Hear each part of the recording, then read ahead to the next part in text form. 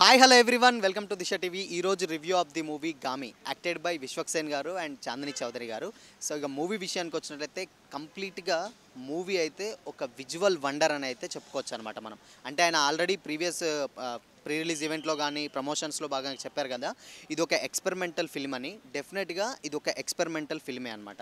అంటే first half విషయానికి వచ్చినట్లయితే కంప్లీట్గా మనకు అంటే మనం మూవీలో వెళ్తున్న కొద్దీ ఏంటంటే అసలు కంప్లీట్గా అర్థం కాదు. అంటే స్టార్టింగ్ మనం చూసే కొద్దీ కూడా కొంచెం కొంచెం ఏంటంటే స్లో నరేషన్ తోటి అయితే స్టార్ట్ అవుతుంది. బట్ ఫస్ట్ సాంగ్ ఉంటుంది, ఆ సాంగ్ మాత్రం చాలా బాగా అనిపిస్తుంది అనమాట. అంటే ఏంటంటే మనకు ఇవి ఇంత మునుపు విశ్వక్ గారి మూవీస్ మనం చూసాం కదా, సో ఆ మూవీస్లలో కంప్లీట్గా ఒక ఎంటర్టైన్మెంట్ అలా ఉంటుంది. డెఫినెట్గా ఇది ఎంటర్టైన్మెంట్ అయితే ఎక్స్పెక్ట్ చేయొద్దు, ఆయనే చెప్పారు కాబట్టి ఇది ఒక ఎక్స్పెరిమెంటల్ ఫిల్మ్ అని. సో అలానే ఉంది. అండ్ ఫస్ట్ హాఫ్ విషయానికి వచ్చినట్లయితే ఫస్ట్ హాఫ్లో కంప్లీట్గా 3 స్టోరీస్ మీద అయితే మూవీ రన్ అవుతుందన్నమాట. అది మనకు డెఫినెట్గా అర్థం కాదు. అంటే ఏంటంటే డెఫినెట్గా మిగతా అంటే వేరే వేరే స్టోరీస్ లెక్క అయితే మనకు అనిపిస్తూ ఉంటుంది. బట్ ఇదంతా లింక్ చేసి ఒక్కడ తీసుకొస్తాడు. ఆ ట్విస్ట్ మాత్రం నెక్స్ట్ లెవెల్లో ఉంటుంది. అది చాలా బాగుంటుంది అనమాట ఫస్ట్ హాఫ్లో. అండ్ ఇంకోటి ఏంటంటే మనం మూవీలోకి వెళ్తున్న కొద్దీ బీజిఎం అండ్ ఎస్పెషల్లీ ఏంటంటే బీజిఎం ఆయనకు ఒక ప్రాబ్లం ఉంటుంది. ఆ ప్రాబ్లం త్రూనే ఎలా సాల్వ్ చేసుకున్నాడు అనేది అనమాట స్టోరీ. అది చెప్తే స్పాయిలర్ అవుతుంది. బట్ డెఫినెట్గా మీరు మూవీ చూస్తేనైతే ఆ మూవీ అయితే మీకు అర్థమవుతుంది. అండ్ ఇక సెకండ్ హాఫ్ విషయానికి వచ్చినైతే సెకండ్ హాఫ్లో కంప్లీట్గా విజువల్ వండర్ అని చెప్పొచ్చు అనమాట. అంటే కొంతమందికి ఏంటంటే విశ్వక్ గారి నుంచి వెళ్ళి ఫైట్స్ లేకపోతే డైలాగ్స్ అవి ఎక్స్పెక్ట్ చేస్తాం కదా, కంప్లీట్గా అవేం ఉండవు. మూవీలో ఒక్క సాంగ్ ఉంటుంది, ఫస్ట్ హాఫ్లో ఒక సాంగ్ ఉంటుంది, అదే బాగుంటుంది. అండ్ ఇక ఫస్ట్ హాఫ్లో ఇంటర్వెల్ క్లైమాక్స్ ఒకటి ఉంటుంది, అది చాలా బాగా అనిపిస్తుంది. ఇక సెకండ్ హాఫ్ విషయానికి వచ్చినట్లయితే ఏంటి అనేది అసలు ఈ స్టోరీస్ దేవదాసి క్యారెక్టర్ మనం ట్రైలర్లో చూసాం కదా, ఇవన్నీ కంప్లీట్గా ఒక దగ్గర లింకప్ అయి ఉంటుందన్నమాట. ఆ లింకప్ ఏంటి అనేదే మనకు మూవీ. సో ఆయనకున్న ప్రాబ్లమ్ని ఎలా ఫేస్ చేశారు, దాన్ని ఎలా సాల్వ్ చేసుకున్నారు అనేదే మూవీ. అండ్ ఇంకోటి ఏంటంటే సెకండ్ హాఫ్లో అంటే కొన్ని ట్విస్ట్లు నెక్స్ట్ లెవెల్లో అనిపించవు. అంటే ఏంటంటే ఓకే బాగుంటుంది ఏమో అనుకుంటాం, బట్ ఒక ఎక్స్పెరిమెంటల్ అంటే ఒక ట్విస్ట్ ఉంటుంది, అది మాత్రం చాలా బాగా అనిపిస్తుంది. ఓకే ఓహో ఇదా మూవీ అంతా అని. కానీ ఇంకోటి ఏంటంటే మెయిన్ మూవీలో మైనస్ ఏంటంటే కొంచెం స్టోరీ అంతా స్లోగా నరేట్ అవుతుంది అనమాట. అంటే ఫస్ట్ హాఫ్లో ఒక సాంగ్ తర్వాత చాలా అంటే చాలా స్లోగా రన్ అవుతుంది. అండ్ దీన్ని 2 hours 20 minutes 2 hours 30 minutes అలా పెట్టారు కదా, కొంచెం తగ్గించుంటే బాగుండు అని అనిపిస్తుంది.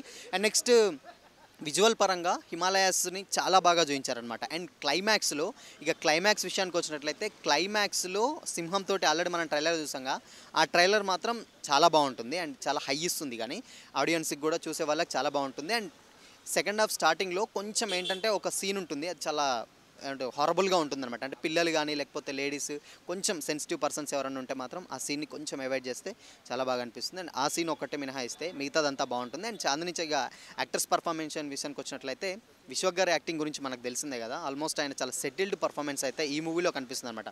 అంటే ఎప్పుడు హైప్ లేకపోతే ఆ టైప్లో ఉంటుంది కదా, బట్ ఈ మూవీలో చాలా సెటిల్డ్గా చాలా నార్మల్గా అంటే ఆయనకున్న పరిధిలో చాలా బాగా చేశారు. అండ్ చాందిని చౌదరి గారు కూడా ఆమెకున్న పరిధిలో ఆమె అయితే బాగానే చేసింది. అంటే ఆమెకు ఎక్కువ స్క్రీన్ స్పేస్ ఉండదు, వీళ్ళిద్దరు కలిసి హిమాలయస్ బే సీన్ ఉంటుంది, అక్కడ తప్పితే ఉండవు. అంటే వాళ్ళకు ఆ ప్రాబ్లమ్కి ఎలా గెయిన్ అయ్యారు, ఎలా దాన్ని సాధించుకున్నారు అనేదే మూవీ అనమాట.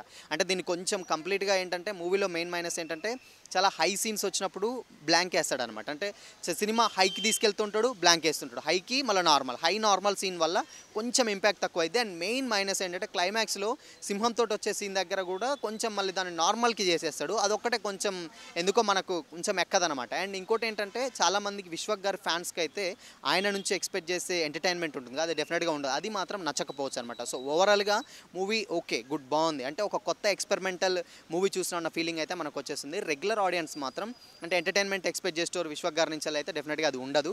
సో కొంతమందికి అయితే ఆల్మోస్ట్ ఒక 60% పీపుల్స్కి అయితే నచ్చకపోవచ్చు, ఏంటంటే ఆయన నుంచి వెళ్ళి ఏం కావాలనుకున్నారో అది ఉండదు కాబట్టి.